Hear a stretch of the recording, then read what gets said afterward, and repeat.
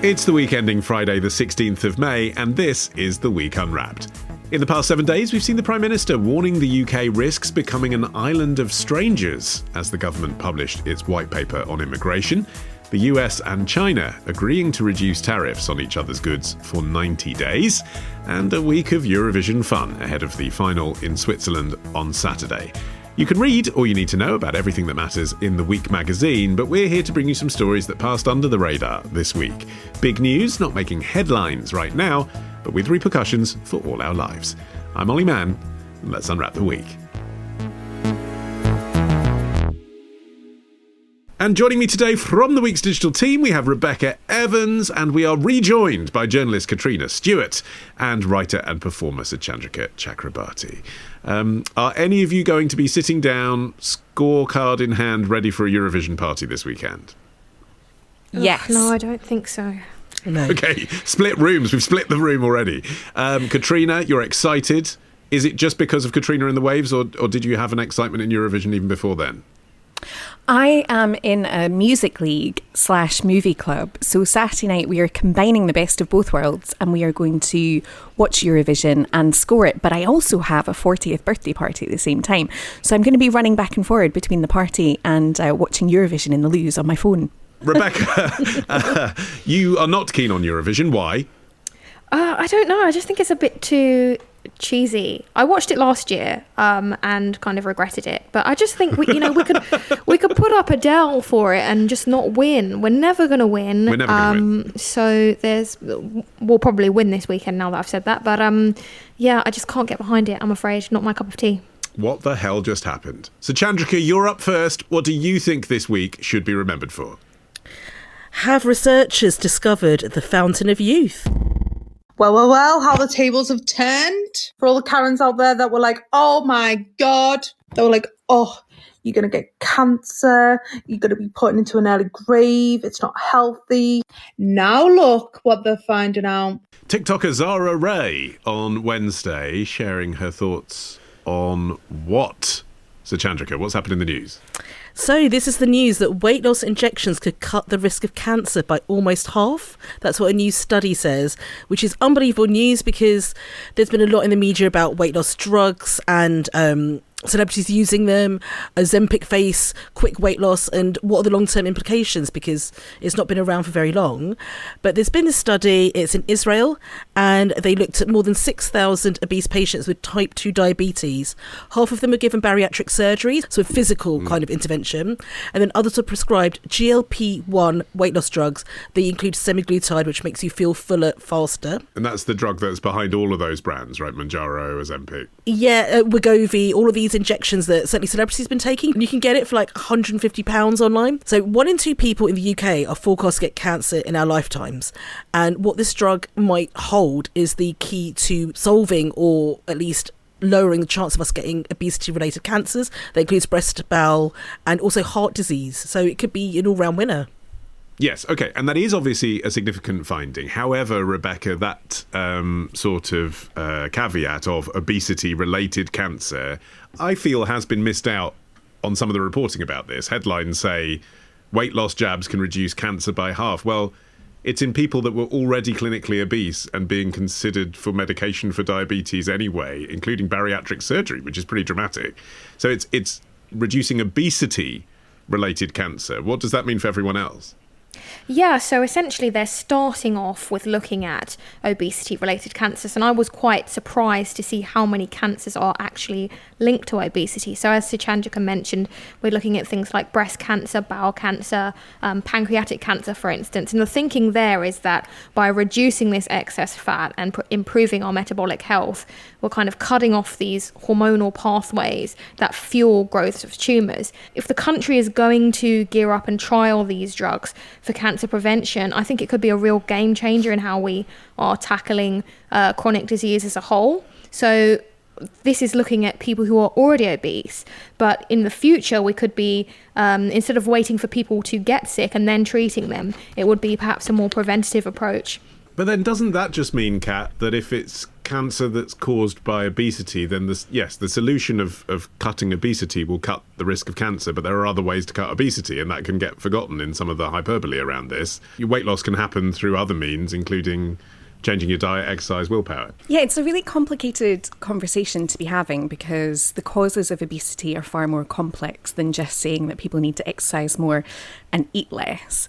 Every single government for the past 3 decades has acknowledged that there is an obesity crisis, even though the word crisis hasn't always been used. That is what it is. But 3 decades down the line, there have been 14 different health strategies from governments of different colours around how to cut obesity. There's been 689 different policy recommendations, and absolutely nothing has worked. But what the drug's doing isn't complicated. What the drug's doing is making you eat less. It is that. You eat less and then you lose weight. I mean, that is what it does to you. It's just a different way of getting you there.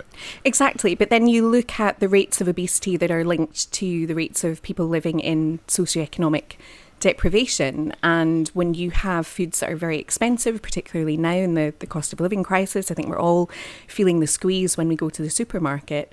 People will choose high calorie density foods that aren't necessarily good for you or good for your weight, but they make you feel fuller faster. It is a really complicated picture, and I think now there is so much pressure on the NHS that politicians might be persuaded that it's quicker and easier and cheaper just to buy these drugs and give them to people rather than helping people access healthy foods, helping people access exercise. I mean, the Tony Blair Institute said recently that obesity costs the NHS in England £11.4 billion a year. If you're a politician and you're being presented with this wonder drug, surely you're just going to take that. Yeah, I mean, is that your takeaway as well, Suchandrika, that this is a wonder drug? Researchers are getting very excited about it. They are saying things like fountain of youth and so on. But one of the strengths of these drugs is their ability to reduce inflammation in the body, which is linked to almost every chronic disease, including cancer. Now, that inflammation in the body is a completely different thing. It's not specifically about obesity or weight or inactivity, but it's about these processes going on in the body that we don't even know are happening and could be leaving us open to more illnesses. So why is this inflammation happening? Is there something in our environment that's going on that is kind of having a knock-on effect with obesity? Is it a very complicated kind of endocrinologist situation that none of us lay people can understand? It feels like there are lots of different interacting factors here, and I'd love to know more actually, but at the moment this being held as a wonder drug, which would be given out as sort of standard rather than encouraging healthy living, does scare me a little bit. We don't know all the side effects. It's not been around that long as a drug for my liking. Yeah, I mean, it's interesting, Rebekah, when I just saw the headline, and I guess I saw an AI summary or I saw a preview on my Google Mail or something, and I hadn't actually read the headline, I just saw the word cancer and Wegovy. I thought, here we are. This is what we've been waiting for. Yeah. This is the catch. Like, you know, there's a sort of instinctive sense in me when you think about wonder drugs of the past, like tobacco, that, you know, in 50 years' time, we'll find out that actually it caused cancer and it was a huge issue, you know, like asbestos or something. And I thought, this will be it. This will be the smoking gun. And of course, it's the opposite. It's saying that it can help cut cancer. But there's still that. I'm sure a lot of people feel this hesitation, completely not based on any scientific research, I must underline, but this hesitation that nothing is ever risk-free. There is always a catch. Something is going to happen to people's health as a result of taking this stuff for decades. Yeah, exactly. I think if we're going to look at how these weight loss jabs are used, with the caveats of obviously the side effects and potential things that could happen down the line, I think it's also important to take a kind of more holistic approach to wellness, you know, not having people that solely rely upon this weight loss jab, but also addressing the idea of diet and exercise in relation to other socioeconomic factors. Yeah, because, I mean, my point, Kat, is that you could end up taking this forever, right? You don't just take it for a bit. Once you stop, you put the weight back on. Exactly. Once you stop, you do put the weight back on, and that is what studies have been showing. So it would be something that you would have to take for life. And one of the interesting things about it as well is that it wasn't designed for weight loss. It was a diabetes medicine initially, and then this side effect was discovered. And now, like Viagra or aspirin. Exactly. Yeah. And it's part of several really fascinating scientific breakthroughs over the past couple of years. So we've just recently had the first vaccines for malaria. There's a new vaccine for RSV, which is a huge cause of infant mortality. So there is reason to be excited about this drug. The laundry list of different ailments that it could possibly help with include sleep apnea, kidney disease, liver problems, fertility issues, Parkinson's, Alzheimer's, as well as cancer. And apparently it can help cut addiction as well. But in Scotland a few months ago, a nurse who worked in my local hospital, died after using one of these weight loss drugs that she'd bought online. And she'd done it responsibly. She had followed all the correct procedures to accessing the drugs, because, of course, another element of this that we've not talked about is the fact that people are buying it off-label, or they're lying about their BMI in order to access it, and they're not being overseen by a doctor. She took this drug, she died, and her death certificate was the first in the UK to have a weight loss drug connected to her cause of death. So it is such early days. It is a really exciting development, but we just don't know enough about how it's going to play out. Also, with regard to your earlier point as well about the kind of socioeconomic disparity, if the government doesn't make it an NHS issued drug, Suchandrika, then it's going to only accelerate that, isn't it? We've got a situation at the moment where only people who can afford £100 or £200 a month can have it, and then actually obesity-related cancer becomes a disease of the poor. There is that, and there's also the potential for a black market in these drugs and it being cut with things.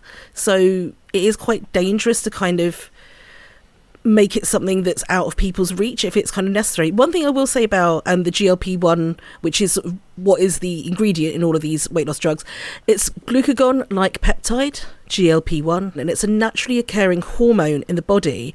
So in a sense, it's a bit like insulin, which actually stimulates the secretion of, which is why it's a diabetes medicine.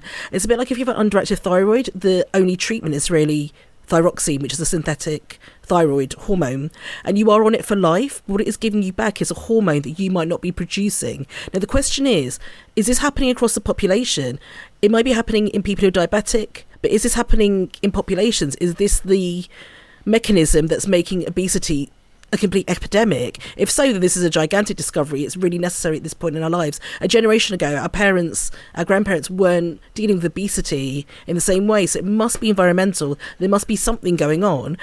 Is this giving us not just a solution, but an understanding of the mechanisms that are causing obesity to literally explode in our lifetimes? But also though, Rebekah, I mean, it's sort of like, in a way, the problem is caused by our developed, globalised capitalist society, and then so is the solution. You sort of think, well, the solution is eat fresh fruit and vegetables, but actually, you know, we've got an issue of mass-produced, processed food being marketed to us by corporations with weird synthetic chemicals in it, and then the answer is big pharma?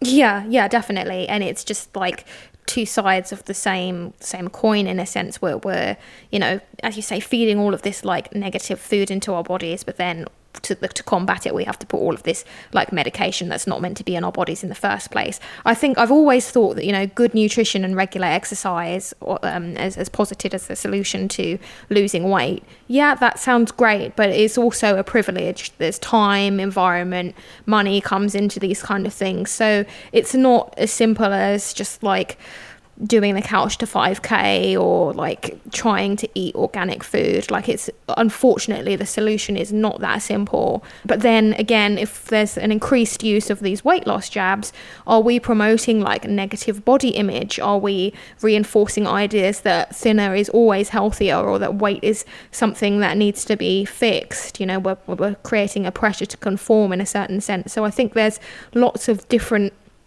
challenges that have to be looked at from many different perspectives when it comes to this. Incidentally, Suchandrika, these real people who you've met who say they're taking it, one person, have they swayed you one way or the other? One person. Oh. Have it made you think you might take it? So on the one hand, there's this personal kind of ick factor that I think we all feel, and that's kind of what I felt in that conversation. On a personal level, I feel icky about taking it. But if this can deliver on a population level a solution to a problem that shortens lives, makes lives worse, makes lives harder, and particularly on a sliding scale from rich to poor, then I would like to see that solution, actually. So I'm really torn in two about this one. I mean, just speaking personally, the ick factor is the injection pen. Yeah. Right? I'm not diabetic. I don't want an injection pen. But once they make it an oral pill for another 5 years down the line, and it's like statins and everyone's doing it, I think I'm getting it. Yeah, I think so too. I think so. I think I'll be doing host reads for Manjaro very soon. Kat, you look like you want to come in and say one thing. Go ahead. I just think the ick factor is also related to the fact that we haven't found a sort of mature and sensible way to talk about obesity and talk about fatness, because there are so many worries about body image and discouraging women from feeling confident about themselves, and also the links between obesity and poverty make it really difficult to talk about. And I've read quite a few magazine features from higher end magazines where women are complaining about the fact that they can't go out for dinner anymore because all of their friends are secretly on Wegovy or secretly on Ozempic, and it's something that everyone's doing but they're too ashamed to talk about it. And there's a dearth of fun now because nobody wants to have a 5-course tasting menu with cocktail accompaniments on the side. And I find the whole thing just desperately depressing from start to finish, particularly that kind of class divide element to it. I'm always available for a cocktail. Good. Up next, the people who profit from our private desires. That's after this.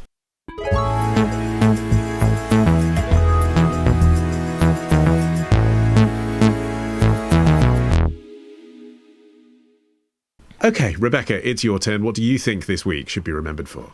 Love, lies and leverage. How online charm is becoming a deadly weapon against children. And a warning, this clip contains reference to suicide. So the photos were exchanged, and in that moment, the person behind that account started asking Jordan for money. And it was not a female, it was 4 males in Nigeria. They wanted $1,000 from Jordan. Jordan didn't have $1,000. He had $300 and he paid that to them. But they wouldn't stop, and they kept tormenting him, wanting more money. Finally, Jordan got to the point and he said, "Why are you doing this to me? Like, please stop. And I feel like I want to take my own life." And they said, "We're going to watch you die a miserable death." And Jordan said again, "I think I'm going to take my own life." And they said, "Good, do that fast or we'll make you do it." And Jordan did. Jen Buter, the mother of 17-year-old Jordan DeMay, who took his own life, speaking to the News Movement for their documentary Sextortion, Death by Shame. So, Rebekah, again, just a warning for people listening, this is a story about both suicide and tech-assisted child sexual abuse. That is what we're going to be talking about for the next 10 minutes. What's been happening with this story this week? Well, this week, 4 men from the Ivory Coast were arrested as part of a global crackdown on this disturbing online scam known as sextortion. They're believed to be part of a group called the BM Boys, and these are scammers who pose as love interests, tricking teenagers into sending explicit photos and then blackmailing them for money. And that's what the BM Boys stands for, blackmail. Blackmail, indeed. And so this story all came to a head after the suicide of another 17-year-old boy called Ryan Last in the US. And sadly, as we've seen from this clip, he's not the only victim. Teenagers are being increasingly targeted across the world. Okay, so tell us a bit more about the BM Boys then. How does their scam work? Well, BM, as we touched upon, is thought to stand for blackmail, and this network of scammers, primarily it's young men that are believed to be participating in this, and the network exists across West Africa, primarily in Nigeria and the Ivory Coast, and scammers here are able to target victims thousands of miles away, and it's a rather sophisticated operation, which is what is quite concerning. So these blackmailers, they look through the following lists of music stars, TV shows, A-listers online to find their targets, and it's specifically teenage boys that are being targeted within this scam. They consume American media to make themselves sound more convincing, and then they formulate these scripts and strategies where they pose as teenage girls to lure teenage boys into sending explicit photos of themselves and then blackmail them for money. Yeah, so Suchandrika, this isn't just kind of, I guess, web-savvy young men on the other side of the world blackmailing people. It is a crime ring that involves a script, basically. Like, say this, then say that, then send this image that you've ripped off OnlyFans, then say this, then make this threat, then you get the money. I mean, it's a process they go through repeatedly. It's so grim, isn't it, that there's a script. Online, like on TikTok and places, there are apparently sort of sextortion guides for people who want to carry out sextortion. You also have guides helping parents to tell their children what to look out for and to look out for the signs of these things. But the fact there are guides sort of helping people sort of extort children across the world is terrifying. And I was looking on TikTok just now and looking at the hashtags around this, and I think they're fake. I don't think they're real videos. But you've got people sort of like dancing, kind of almost celebrating this stuff. Celebrating their haul, isn't it? It's classic kind of look at the bling I've bought with my BM Boys money. Well, I'm not sure. I don't know if they're real or not, but there were people trying to get the attention of the BM Boys. The men involved are usually 18, 20, a bit older, but the people they prey upon are teenagers. They are children, and they react in the ways that children would, which is by isolating themselves with the shame, with not telling a responsible adult. And as we've seen with these stories, with the story of Jordan, like, really sad outcomes. So it's quite scary. There is almost like a jubilant tone at times on social media that I found. But again, like, it's hard to tell what is completely real and what's kind of people trying to jump on the bandwagon. Kat, you've talked on the show before about catfishing and online fraudsters and stuff you've investigated as a journalist. Has sextortion crossed your desk as well? It's not something that I've written a lot about, but the striking thing about this is the fact that it is such a network. You quite often have individuals working on sextortion rings, or sometimes it is just catfishing. And I don't want to say just catfishing because that sounds like I'm minimising what's happening to people. I'm not at all. But I mean, it's about abuse of power. It's about manipulation. It's, for example, the man Alexander McCartney, who was charged last year with abusing 70 children online, and he was doing very similar things. He was approaching young children and young teenagers on social media platforms, building a rapport with them, and then coercing them into doing things that they would never otherwise have done, and threatening to expose them to their parents. And one teenage girl killed herself because of the abuse from him.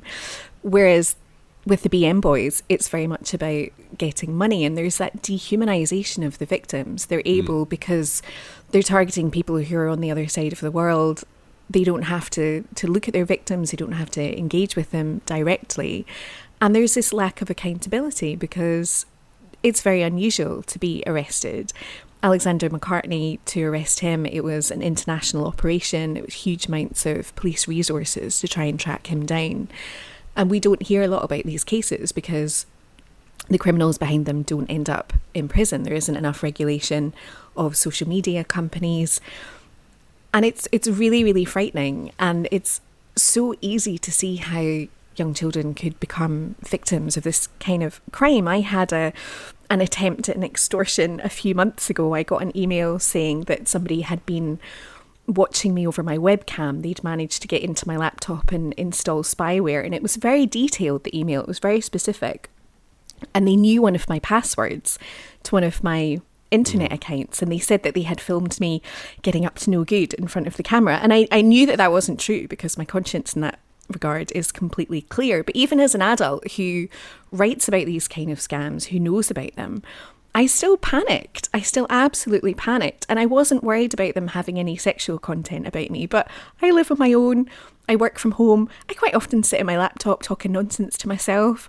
Or I, get up to nonsense in my living room when I'm by myself and I think nobody can watch. And I had such a panic, and it was horrible. And it didn't last for very long. But you just think with young children feeling so isolated and targeted and alone, it is a horrifying situation to be in.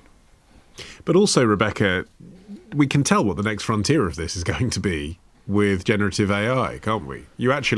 Like Kat says, whether you've done something or not is actually not going to be to the point, because you can just AI generate a photo and say, look, this is you, and I'm going to send it to everyone in your follow account anyway. Yeah, exactly. And that's, I think, what's so horrifying about all of this is that sextortion as a concept isn't new, but what is so frightening about this is the way that children are being targeted. And as you say, you can see kind of the trajectory of where this might go, with the AI essentially being able to create scenarios and things that you haven't even done. And obviously that's being used currently as a tool by scammers in, for instance, romance scams, where they're pretending to be someone and formulating an AI image so you believe you're speaking to another person that you've developed an online relationship with, but really you're speaking to a scammer. And so the shoe can definitely come onto the other foot, and experts have even suggested that a new trend within this kind of sextortion scam,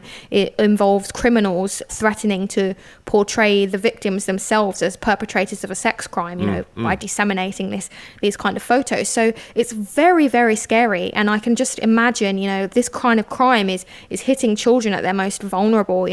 For teenagers, there's a lot of curiosity and trust and pressure as they try to work out their self-identity and explore online relationships, and these scammers are essentially exploiting that completely to make these kids feel shame and fear and panic and all of these things that essentially make them think that they've ruined their lives and that they have no other choice but to take their own lives, which is just awful. And it's also a problem as well, Suchandrika, generationally, isn't it, in terms of talking to your children or your teenage children about digital literacy? Because even if you're really aware as a parent of this kind of thing, which I am not going to be familiar with the apps that my children will be using to explore their sexual identity, because I am not a teenage boy. So however much I can try and warn them for the sort of thing that might happen, I literally won't understand by the time they're doing that kind of thing what they should be looking out for. Yeah, which platforms, which apps, also the kind of language used as well. As somebody mentioned earlier, the scammers were sort of getting up to date on American culture in a way that will probably surpass their parents. So they're sort of coming up with these terms and these references that parents won't know. But then younger generations might have greater literacy around how those kinds of pictures are made, whereas parents might panic when the panic isn't needed. Like, it's really tricky, and it's possibly not really down to the parents. It needs to be more of a horizontal level of education where it needs to be talked about in schools. It needs to be talked about in wherever spaces that we have where children have any digital literacy and learning. I'd say there's probably not much out there, but it is sort of peer-to-peer, like they'll understand each other better. I guess as well, Kat, that behind all this are companies run by grown-ups that aren't, going out to do this, but are turning willful blindness to this, whether that's the social media companies that are allowing children to use their service or the cryptocurrency exchanges that are allowing people to pay criminals. It feels like there should be more legislation around that. The issue isn't just with parents not knowing how to talk to young people about the complexities of these problems. It's that the legislators don't understand it either. There's this sort of constant narrative of, these things should be taught in schools, but then you're relying on teachers, again, adults, to understand the complexities of the situation, to understand how young people are speaking to one another. And that's very, very difficult to do. But for politicians, there were supposed to be changes to the online safety bill in the last couple of years that would have tackled these kinds of issues. But the internet is moving so quickly, AI is moving so quickly, politicians just aren't managing to keep up with what's going on. And the technology companies that are the platforms that are supporting these kind of behaviours are so massive and so influential and so willing to turn a blind eye to many of the issues because they don't want to lose money, that it's a really difficult situation to solve.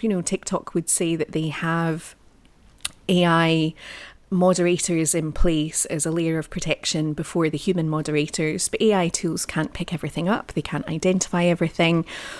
There's a push to ensure that videos are taken down before they hit 10,000 views, but these are still really big numbers that you're talking about.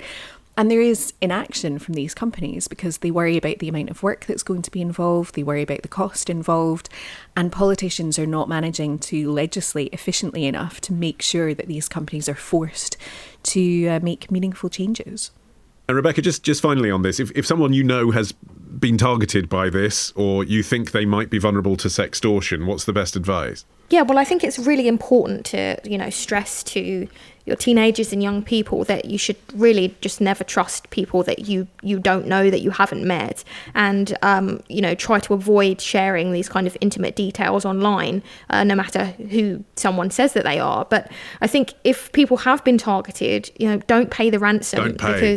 Because you're likely to, these criminals are going to see you as someone that has the money, and therefore they can continue to increase the demand. It's not just going to stop at $100 or £100 or whatever. They will continue to ramp up these demands for money because they know that the source is there, essentially. So I'd say for teenagers, or if you're speaking to a teenager, you need to stress to them that they should tell a trusted person, whether it's, their parent or their friend or teacher, for instance, and essentially just report these accounts to tech companies. And also, if you've already paid money, contact the police, really, to ensure that these young people are being protected in the best way possible.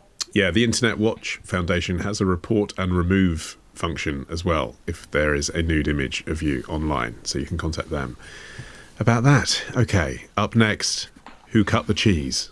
That's after this.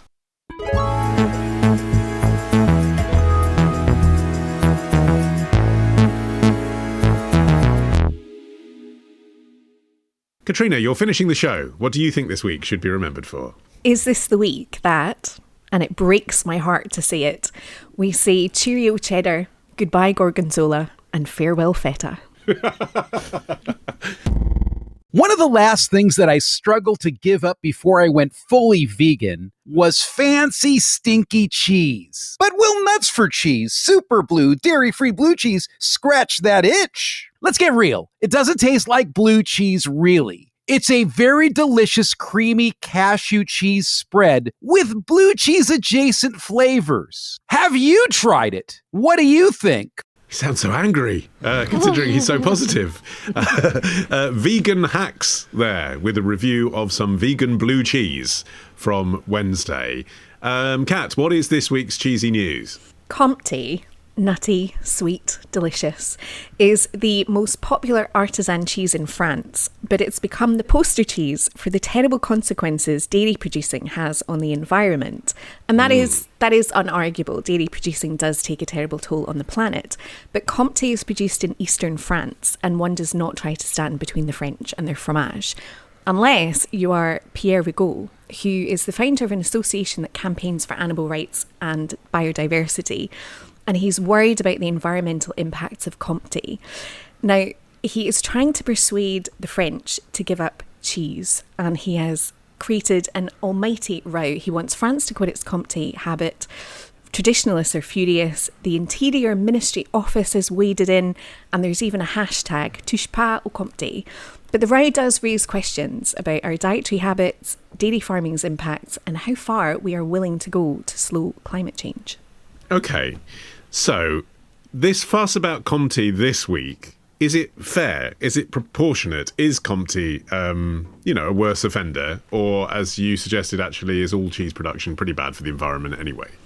All cheese production is terrible for the environment, but for Comté, the cheese is so popular that it is far and away the worst that France has to offer. So 2023 is the last year for which the full figures are available, and 70,000 tonnes of Comté were produced. That's up from 53,000 tonnes in 2009. But if you look at the second highest produced cheese, it's 15,000 tonnes. So it is a volume issue. And to produce the cheese, farmers have had to increase their herds. They have to use more intensive farming methods to meet demand. And concerns have been raised by fly fishermen. They've been sharing pictures of dead trout in the local river. It's a really popular fly fishing destination, apparently the mecca of fly fishing. But they say that the river looks like a sewer. They claim that pollution from dairy farms is the issue. And there is this push now from this campaigner to try and cut out Comté, but the French are saying absolutely no. Rebekah, what would you say if I said give up cheese of any kind? Yeah, it's a no from me, unfortunately, but it's a no from me for a specific reason. And I think I'm someone with a nut allergy, so hearing that clip at the beginning about cashews kind of set my teeth on edge a bit. I was a bit uncomfortable, but right, yeah. So the vegan alternative to cheese in that case would involve something that would send you into shock. Exactly. And so it's something that I notice as someone with a nut allergy, just going around the supermarket, is that a lot of these vegan products are made primarily from nuts. That's not every single option, but a good proportion. So that leaves me and people like me slightly more of a loose end when it comes to kind of switching from dairy products to vegan alternatives.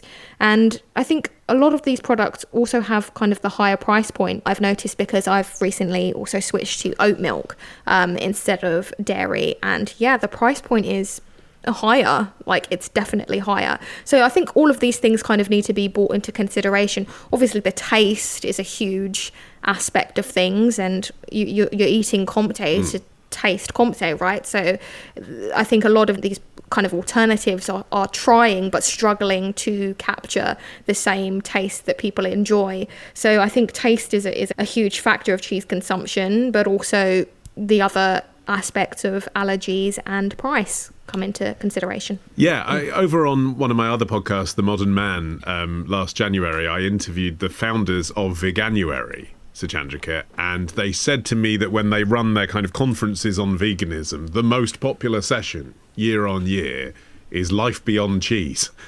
Because people don't find it that complicated to go vegetarian, and once they've gone vegetarian, the step into veganism doesn't seem that much. Apart from cheese. Cheese is the thing, if you're a vegetarian, that you get as the substitute to meat, isn't it? You can either have the ham sandwich or there's the cheese sandwich. That is very frequently the option that is given to people. And it's like, well, if I don't have halloumi, what am I having? What's the thing that's on the salad? Yeah, it's really tough, isn't it? So veganism is going up. It's becoming like a much more popular thing. The Vegan Society said in January this year that 3% of people in Great Britain now identify as vegan or following a plant-based diet. That's about 2 million people, and the number's just going up. And about 10% of the population are reducing the amount of like animal products they eat. I'd put myself in that category. I wouldn't say I'm vegan. I'm not even vegetarian, but I try not to eat animal-based products all the time. I think it's healthier for you and better for the environment. And I will say with vegan food, something I've really liked is like desserts. And I'm not a huge dessert person, but I feel they've really cracked like buttercream or that kind of thing. But with like a vegan breakfast, they definitely haven't cracked. Oh God, this sounds like a terrible pun now. I didn't mean this. Puns happen. But eggs, like tofu eggs, don't work. They haven't cracked eggs. They have not cracked eggs. The other stuff works. Like vegan sausage is very hit or miss, but when it's good, it is good. But yes, cheese. I'm not a big dairy person. I can take it or leave it, which I think makes me quite an outsider in my social circles. But it does seem like giving up dairy is quite a big lifestyle choice in terms of your health, and something we have to think about quite carefully.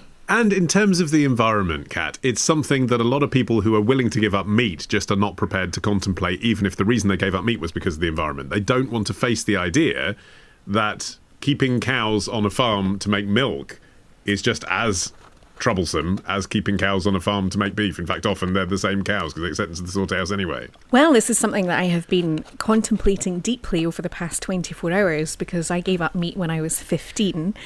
And as discussed earlier in the podcast, that is quite some time ago. And I thought I was doing the right thing for the environment because I do really worry about my carbon footprint and the environmental impact of my life, particularly as I'm a frequent flyer. I'm somebody who loves travelling. So I thought that I was polishing my halo by being vegetarian. But in fact, it turns out that dairy consumption is just about as bad as meat consumption. There's research that shows that global farmland use could be reduced by more than 75%. And to put that into context, that is an area equivalent to Australia and the EU and China and the US combined.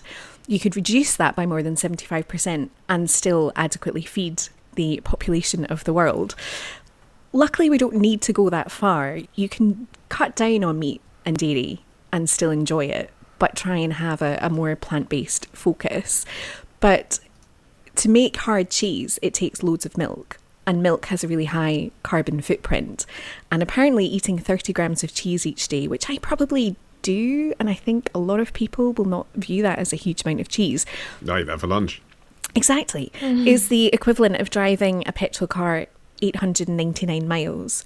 So, wow. Yeah. Whereas with vegan cheese, they've had a look at that, and it's the equivalent of driving a petrol car 13 miles. So the environmental impact is a lot lesser.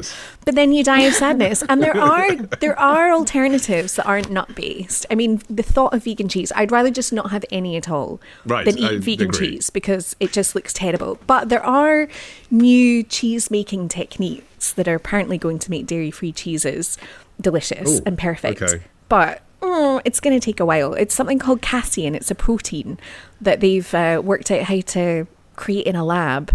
I mean, again, do you want a cheese that's been created in a lab? I just don't think that you do. The people who are buying Comté probably don't. I mean, the one hot take that I did have looking through this, Kat, and I wondered if it occurred to you as well, is that Comté is a PDO product, isn't it? Like Parmesan or Feta is a designated origin product. You can only buy Comté from this region of France. And I was wondering if the issue is they're polluting the river, just take the PDO off it. Let everyone make Comté and then spread that across all the dairy farms, and then it's problem solved, isn't it?